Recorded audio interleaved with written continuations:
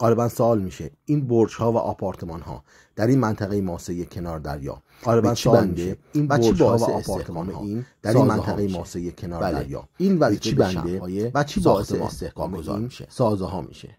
بله، این وظیفه به شمع‌های ساختمان واگذار میشه.